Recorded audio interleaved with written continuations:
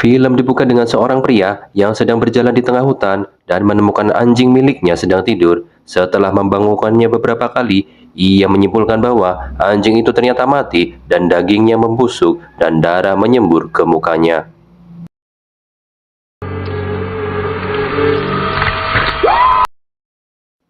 Sementara itu, sekumpulan remaja, Jeff, Mercy, Paul, Karen, dan Bert sedang mengendarai van melalui pedesaan Alabama dalam perjalanan ke hutan karena mereka telah menyewa sebuah pondok di hutan.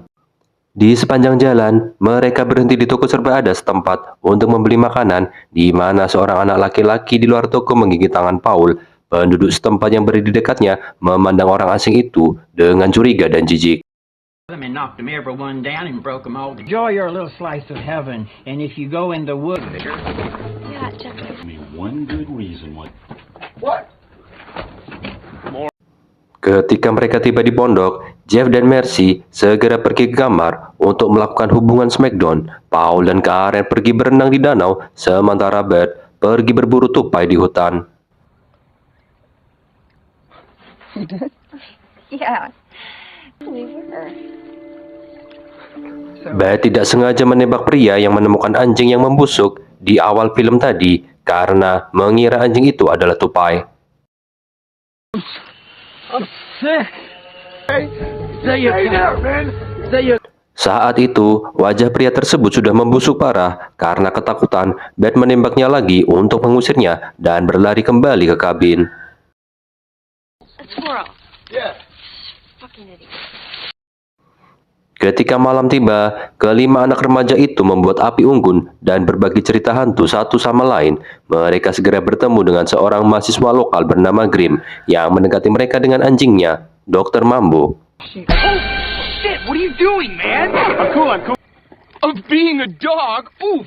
Face. Meskipun dia bertindak agak eksentrik, mereka mengizinkannya bergabung ketika dia menawarkan ganja kepada mereka. Namun, begitu hujan mulai turun, dia pergi untuk mengurus peralatan berkemahnya dan kelompok itu mundur ke dalam rumah.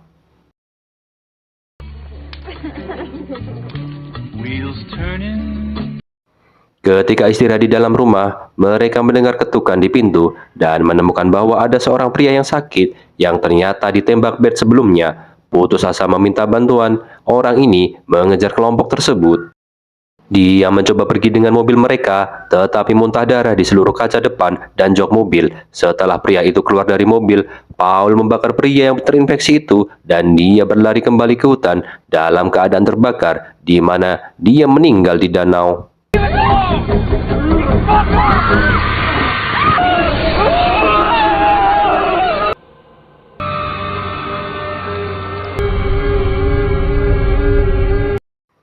Selama waktu itu, Karen meminum segelas air dari danau yang terkontaminasi oleh pria yang mati tadi dan mulai merasa sakit.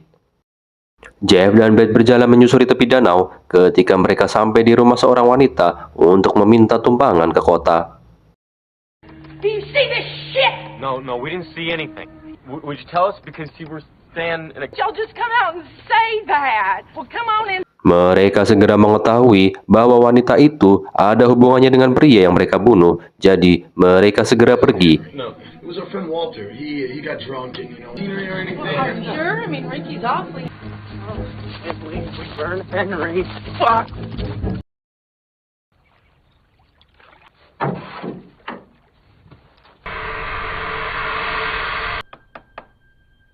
Hello? Burton Dick Nose! Shut up. That old guy ran, but I don't know, I couldn't find him. Seorang polisi bernama Winston muncul di pondok dan berjanji kepada Paul bahwa dia akan memanggil mobil derek. Howdy, ma'am. Everything's fine. Like when you go to a new town, right, and you're the new guy? Yeah, it wasn't totally him. Dia pun pergi tidur untuk beristirahat. Paul kemudian menyusulnya, menemani dia saat tidur.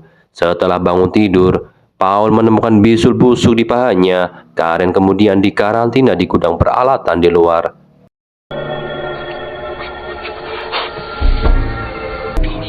Stay in your fucking bed, okay?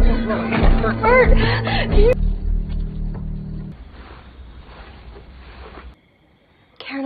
sorry. We just don't want to get. Karena takut mereka juga akan segera terinfeksi, mereka pun mulai berdebat satu sama lain tentang apa yang harus segera mereka lakukan dengan situasi seperti ini. Strap on some balls and help each other. Keesokan harinya, mereka mengetahui kondisi Karen memburuk dengan cepat. Bert juga menyadari bahwa dirinya juga terinfeksi. Bert pergi mencari dokter. Ketika Paul dan Mercy bersikeras membantu Karen, Jeff lari ke hutan dengan sisa bir. Mercy berteriak padanya saat dia melarikan diri, kesal karena dia telah meninggalkannya. Coming? What are you nuts? You just.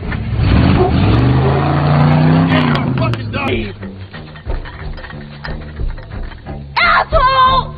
Kini sendirian di kabin, Paul menemukan Mercy duduk dengan sedih di tempat tidurnya. Alih-alih tobat, kesempatan berduaan ini malah mereka gunakan untuk berhubungan smackdown. Sementara itu, Bert pergi ke toko serba ada yang dikunjungi kelompok itu sebelumnya, memohon agar dipanggilkan dokter. Bocah berandal cabe-cabean yang duduk di bangku kemudian berlari dan menggigit Bert lagi sehingga menginfeksi dirinya sendiri. Ayahnya pun keluar dan alih-alih membantu Bert, dia malah mencoba membunuhnya. Bert melaju kencang dan ayahnya kemudian mengajak temannya mempersenjatai diri dengan senapan untuk mengejar Bert dan membunuhnya.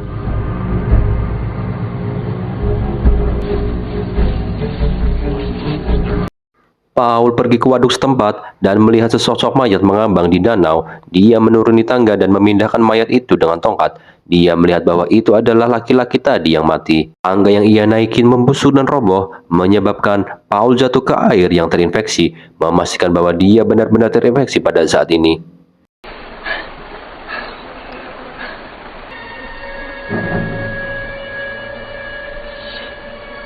Paul pun segera kembali dan menemukan tubuh Mercy tercabik-cabik oleh dokter Mambo yang telah memakan wajah Karen yang tak bergerak. Anjing itu juga mencoba menyerangnya, namun Paul membunuhnya dengan senapan Bert.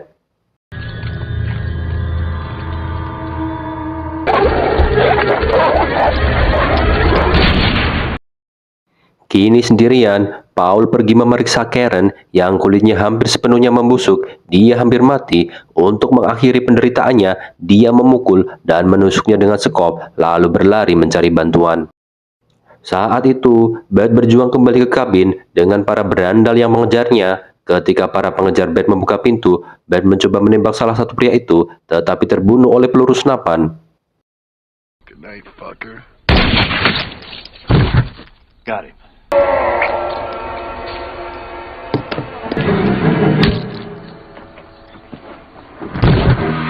Paul datang dan berhasil membunuh pemilik toko dan teman-temannya. Setelah melarikan diri dari kabin, Paul memutuskan untuk mencari Jeff. Dia memeriksa sebuah gua, mengira Jeff ada di dalamnya, tetapi hanya menemukan mayat Grim.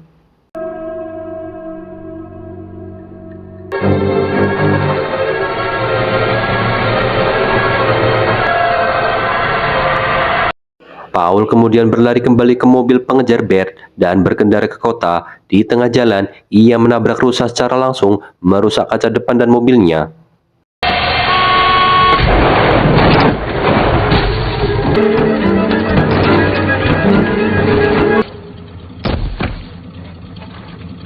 Ia pun melanjutkan perjalanan dengan berjalan kaki hingga melihat pesta pinggir jalan yang diadakan oleh remaja setempat. Ternyata Winston sebagai salah satu pesertanya. I'm so fucking sorry about the tow truck, man. I sent it there, it broke down. Winston bertanya kepada Paul tentang terderek, tepat ketika seorang petugas polisi memberitahunya bahwa Paul dan kelompoknya telah terinfeksi penyakit aneh dan bahwa mereka akan ditembak di tempat. Setelah semua peserta pesta pergi, Paul memukul Winston hingga pingsan dengan tongkat. Paul dijemput oleh seorang pengemudi truk yang lewat dan dibawa ke rumah sakit.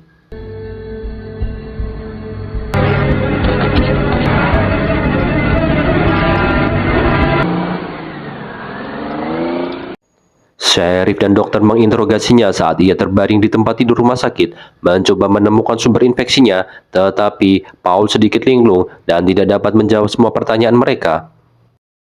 Para dokter memutuskan bahwa mereka tidak memiliki peralatan yang memadai untuk menangani situasi tersebut dan bahwa ia harus dipindahkan ke rumah sakit regional yang lebih besar. Paul pun segera dipindahkan dan pengemudi mobilnya adalah Winston. Keesokan paginya, Jeff keluar dari hutan tempat dia bersembunyi dan kembali ke pondok saat dia menemukan teman-temannya sudah mati mengenaskan.